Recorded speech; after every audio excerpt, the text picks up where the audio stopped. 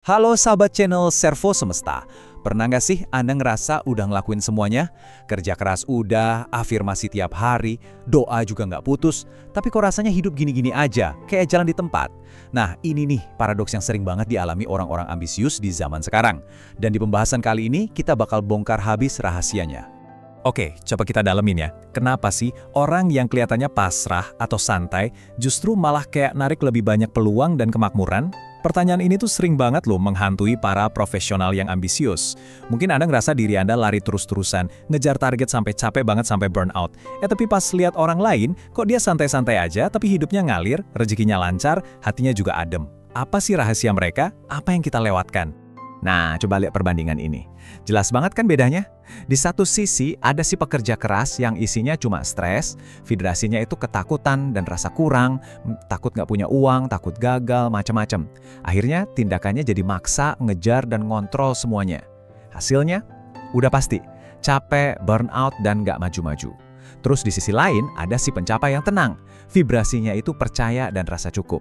Tindakannya bukan maksa, tapi menyelaraskan diri, menarik peluang dan membiarkan hal baik datang. Hasilnya, hidupnya ngalir penuh peluang. Nah, pertanyaannya sekarang, gimana caranya kita pindah dari kolom kiri ke kolom kanan? Yuk kita bedah bareng-bareng. Oke, jadi ini dia kuncinya. Kita harus mendefinisikan ulang kata pasrah. Soalnya, selama ini kan kata pasrah itu konotasinya negatif ya.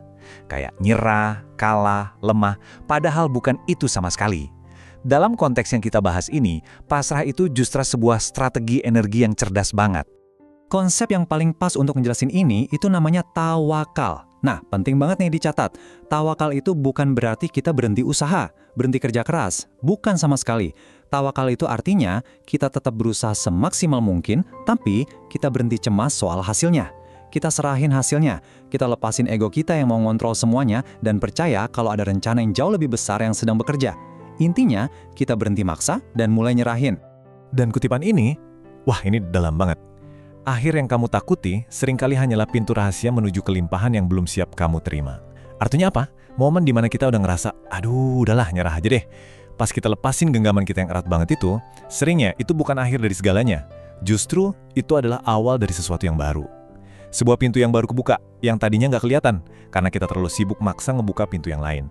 Nah, mungkin ada yang mikir, ini kan cuma omongan spiritual aja. Tunggu dulu. Jangan salah, konsep ini tuh bukan cuma soal keyakinan. Ada penjelasan ilmiah, filosofis, dan spiritual yang kuat banget di baliknya. Ini tuh titik di mana kebijaksanaan kuno ketemu dan divalidasi sama sains modern. Keren kan?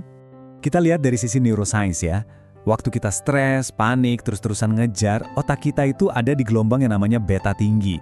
Gampangnya, ini mode lawan atau lari. Tubuh kita dibanjiri hormon stres kayak kortisol.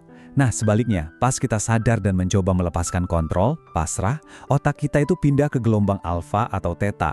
Ini adalah kondisi fokus yang tenang, rileks, mirip kayak waktu kita lagi meditasi atau berdoa dengan khusyuk.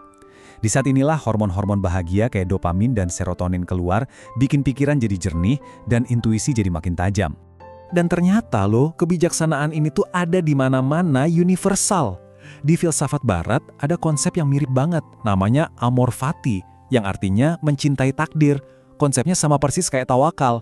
Ini bukan pasrah yang pasif, tapi sebuah latihan aktif untuk menerima dan bahkan mencintai semua yang terjadi, baik atau buruk, sebagai bagian dari sebuah rencana besar. Jadi energi yang tadinya habis buat ngelawan kenyataan, sekarang bisa kita pakai untuk jadi kekuatan. Inilah yang dilakukan si pencapai yang tenang itu. Mereka nggak ngelawan arus, tapi justru merangkulnya. Nah, semua ini nyambungnya kemana? Ke hukum resonansi. Gini deh gampangnya, kita itu kayak pemancar radio. Apa yang kita pancarkan, itu yang kita terima. Kalau dari dalam diri kita terus-terusan bergetar di frekuensi kurang, panik, cemas, ya situasi yang datang ke kita juga bakal yang kayak gitu. Sebaliknya, kalau kita bisa tenangin diri dan bergetar di frekuensi cukup, percaya, bersyukur, semesta itu bakal ngasih balik situasi-situasi yang membuktikan rasa cukup itu. Coba resapi kalimat ini baik-baik, karena ini benar-benar merangkum semuanya. Semesta adalah cermin, bukan mesin. Artinya, kita nggak bisa seenaknya merintah semesta, nggak bisa maksa-maksa hasil sesuai kemauan kita. Semesta itu cuma cermin, dia cuma memantulkan apa yang ada di dalam diri kita. Jadi, satu-satunya cara untuk mengubah apa yang kita lihat di cermin, ya dengan mengubah diri kita sendiri dulu kan? Masuk akal banget. Oke, kita berhenti sejenak. Kalau dari tadi pembahasan ini rasanya klik banget di hati Anda, itu bukan kebetulan. Itu tandanya Anda udah siap untuk pindah ke frekuensi yang baru. Jadi, yuk kita jadikan momen ini sebagai deklarasi niat yang benar-benar aktif. Pertama, sebagai sinyal ke semesta dan ke kami juga, kalau Anda terinspirasi dengan pesan ini, coba deh klik tombol like dan subscribe dulu. Dan yang paling penting nih, ayo sama-sama kita tulis di kolom komentar sekarang juga kalimat ini, aku siap pasrah dan siap berkelimpahan. Anggap ini sebagai deklarasi niat Anda, sebuah cap yang dicatat oleh semesta bahwa Anda siap memulai perjalanan baru ini. Oke, mantap. Setelah kita sama-sama deklarasi niat, sekarang kita masuk ke bagian praktisnya. Gimana sih cara menerapkan energi pasrah ini ke dalam kerjaan kita yang super sibuk tanpa harus jadi nggak produktif? Tenang, ini ada beberapa ritual yang sederhana, tapi dampaknya luar biasa. Ritual pertama, gampang banget. Napas sadar. Coba deh, setiap pagi sebelum pegang HP, luangkan waktu semenit aja. Ambil 7 tarikan napas yang dalam. Pas tarik napas, niatkan dalam hati, aku adalah saluran untuk kelimpahan. Rasain kalau Anda itu bukan pengemis, tapi saluran rezeki. Terus pas hembuskan napas, buang, lepaskan semua beban dan kecemasan. Ini cara simpel tapi ampuh banget, buat ngeriset sistem saraf kita dari mode takut kekurangan jadi mode siap menerima. Yang kedua, namanya teknik hening aktif. Ini ampuh banget pas Anda lagi ngerasa panik. Mungkin panik karena kerjaan, target belum nyampe, atau tagihan udah deket. Nah, jangan langsung panik bereaksi. Stop dulu. Cukup 3 menit, tutup mata, dan diam. Terus jangan nanya, gimana cara nyelesain ini? Ganti pertanyaannya jadi, apa ya yang situasi ini mau ajarkan ke aku? Ini bakal langsung ngegeser otak kita dari mode panik ke mode yang lebih tenang dan intuitif. Disitulah biasanya solusi-solusi keren yang nggak kepikiran suka muncul. Nah, selain 2 ritual tadi, ada juga kebiasaan-kebiasaan praktis lainnya yang bisa Anda coba. Misalnya nih, tiap malam coba tulis 3 hal kecil yang Anda syukuri. Atau, lakukan satu hobi yang benar-benar Anda suka, murni buat senang-senang, bukan buat cari duit. Latih juga melepas kontrol. Misalnya seminggu sekali ada satu hal yang biasanya Anda atur banget, coba biarin aja ngalir. Dan yang terakhir, coba luruskan lagi niat finansial Anda. Ganti dari aku mau kaya, jadi aku mau hidup berkecukupan supaya bisa lebih banyak berbagi. Semua ini adalah latihan kecil untuk melatih otot pasrah kita. Jadi apa kesimpulan utamanya dari semua ini? Ini adalah pergeseran cara pandang yang fundamental banget.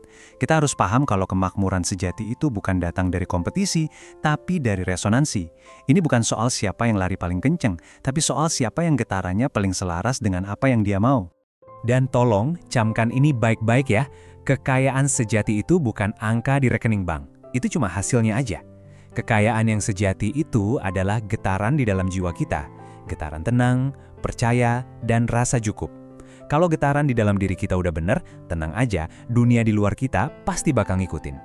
Dan kutipan ini benar-benar jadi inti dari semua yang kita bahas. Kemakmuran bukanlah hadiah untuk yang rajin, tetapi refleksi untuk yang tenang. Semesta itu nggak otomatis ngasih hadiah ke orang yang paling sibuk atau paling capek. Ingat kan? Semesta itu cermin. Dia cuma merefleksikan, memantulkan keadaan batin dari orang-orang yang tenang, yang percaya, dan yang selaras sama alirannya. Sebagai penutup, saya mau kasih satu pertanyaan buat Anda renungkan. Mungkin selama ini Anda udah ngabisin banyak banget energi buat ngubah keadaan di luar. Mengubah kerjaan, mengubah orang lain, mengubah situasi.